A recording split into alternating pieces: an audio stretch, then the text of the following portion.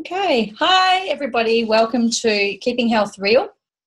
Tonight I'm going to talk about kids' health and how to boost your kids' health in a really easy manner. So we're going to cover all sorts of things from diet to supplementation to smoothies and just little tips and tricks that I've picked up over the last 20 years. I'm a naturopath. And currently I work in a clinic in Nelson in New Zealand. I also do bioresonance therapy, which uses a pretty fandangled, awesome machine.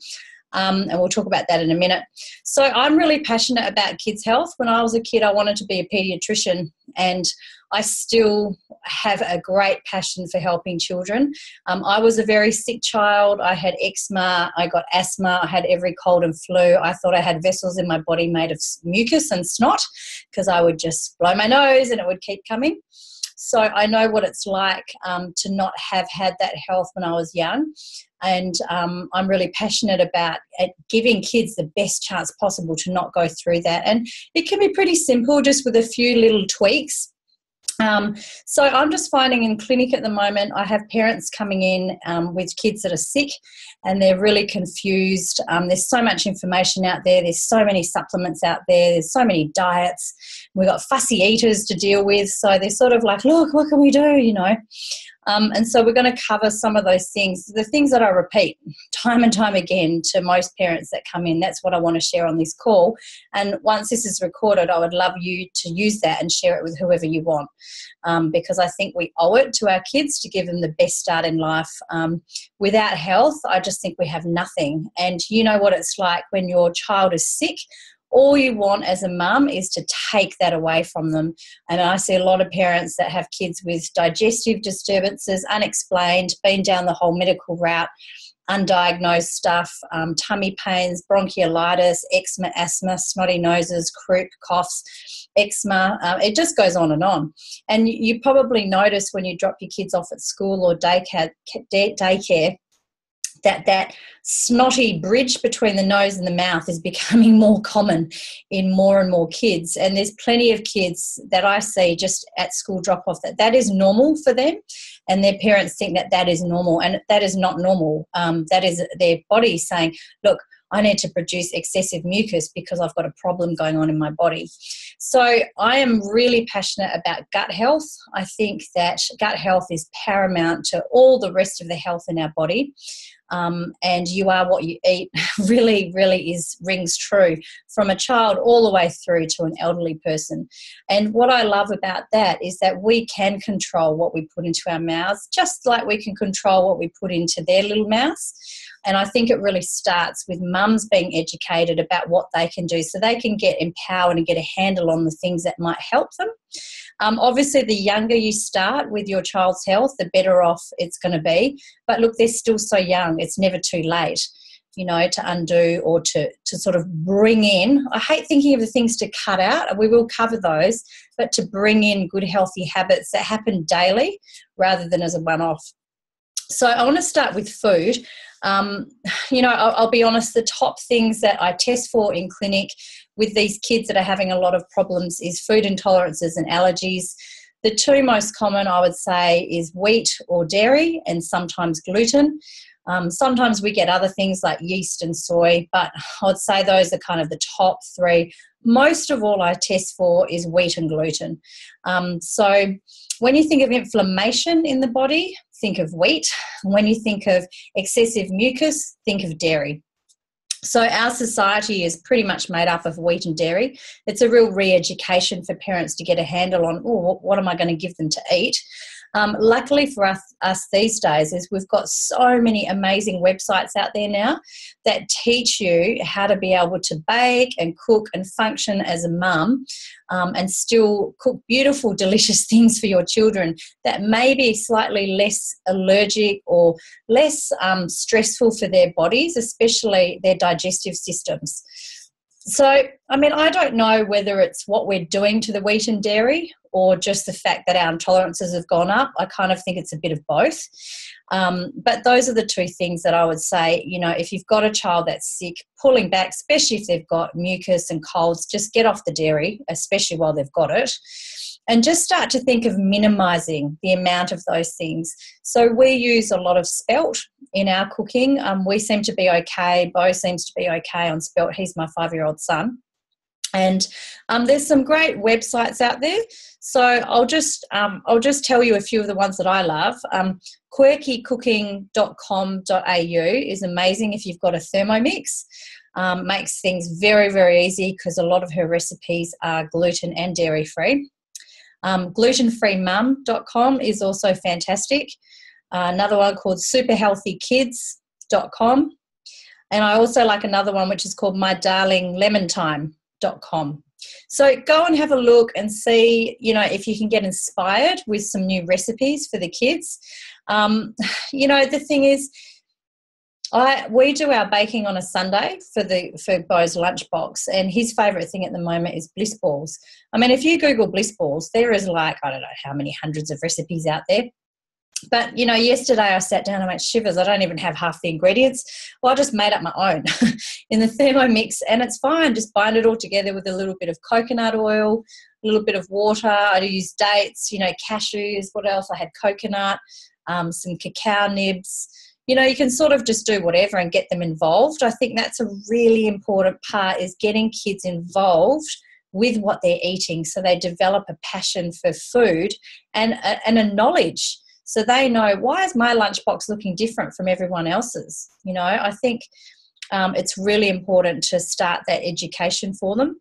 So for us as a family, to be honest, it's all about planning and about menus. So on a Sunday, I sit down, do the menus for the week, so 5 days, dinners, lunchbox stuff, and I just have it all here ready, prepared with a menu plan, which is all based on pretty much Nat Baldock's new ebook, which is free. You can get it from nataliebaldock.com. It's called How to Plate Up. It's just fantastic. It's got heaps of amazing recipes, how to make your own, coconut yogurt and bone broths and stuff like that. So that's what I would say is a good place to start, is looking at the food that they're eating. Obviously, sugar, let's not even go into it. We all know about it. There's no point going on and on about it. You know about that.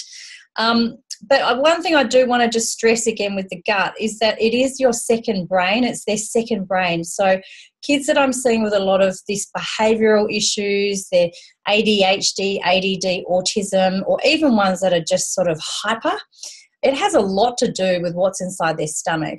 So there's this connection between their gut and their brain. It's known as the enteric nervous system.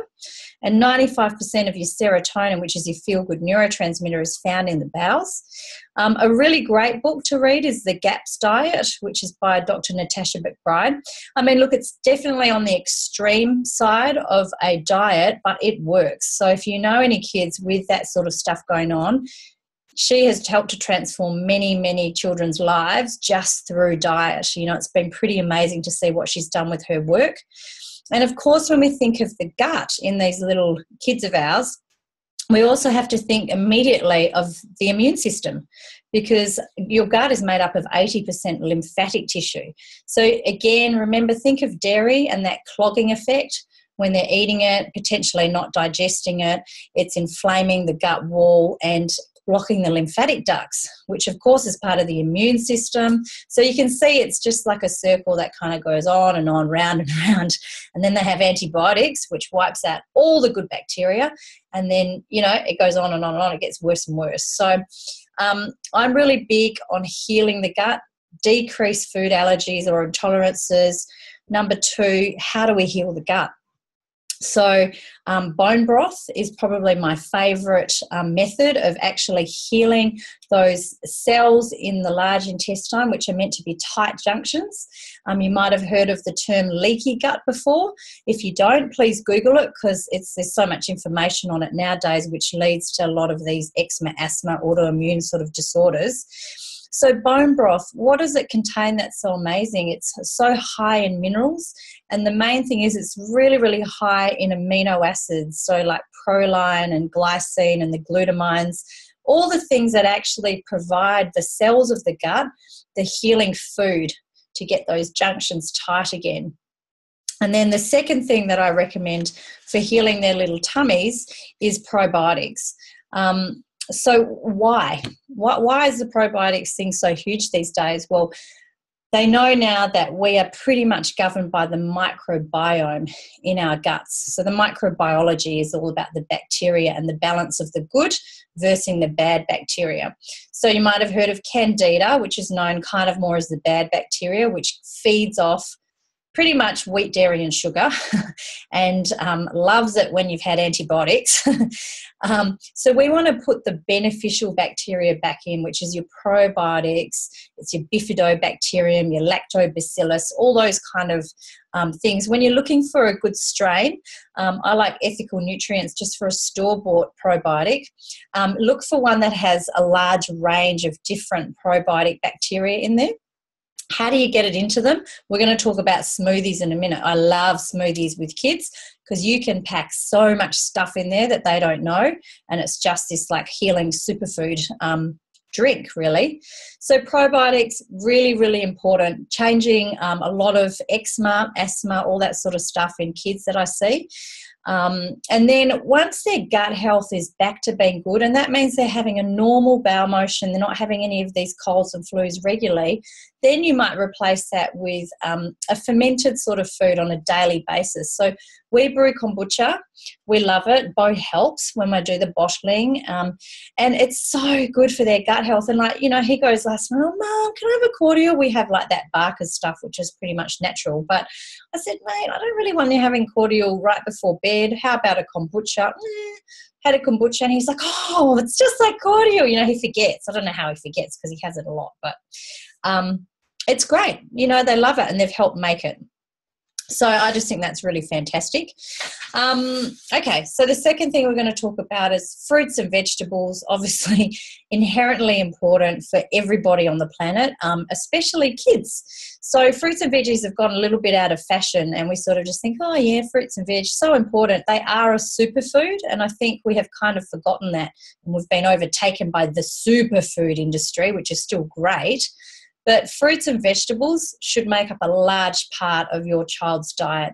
And I know there's many mums out there that will listen to the recording that go, yeah, right. How am I supposed to get these into the kids? You can only hide so much in a spaghetti bolognese, right? Which you can hide a lot. And little mini quiches and stuff. I like doing things like that. Education, obviously. Look, some kids are fussy eaters. You just try and pack as many fruits and veggies into their diet on a daily basis. Hide it when you can. Super smoothie it when you can, and we'll talk about that in a second.